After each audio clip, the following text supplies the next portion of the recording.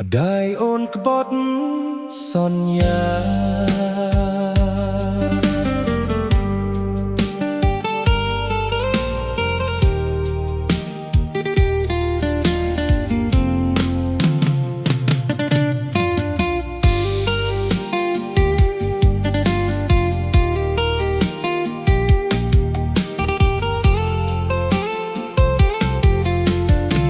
ថ្ងៃដែលបងចូលស្ដីដន្ទិន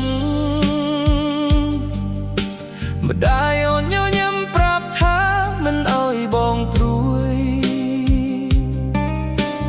គាត់ថាចាំបន្តិចអោយបងខំប្រឹងហើយថ្ងៃមួយអូននឹងក្លាយជាគូ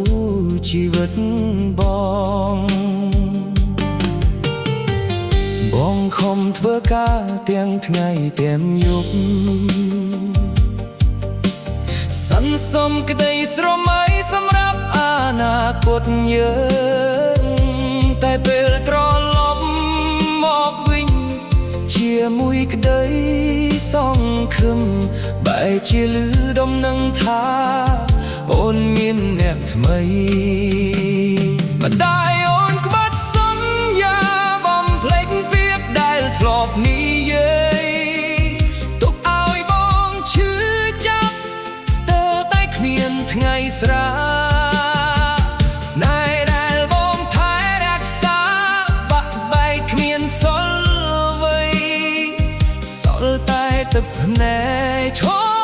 រាល់យប់រាល់ថ្ងៃបងមិនខឹងដែរអូនទេតែឈឺចាប់នឹងពាក្យសន្យាដែលបាត់នៃបើមិនអាចឲ្យស្រឡាញ់គ្នាហេតុអ្វីឲ្យបងសង្ឃឹមយូរម្ល៉េះថ្ងៃនេះបងរៀនរស់ដោយគ្មានន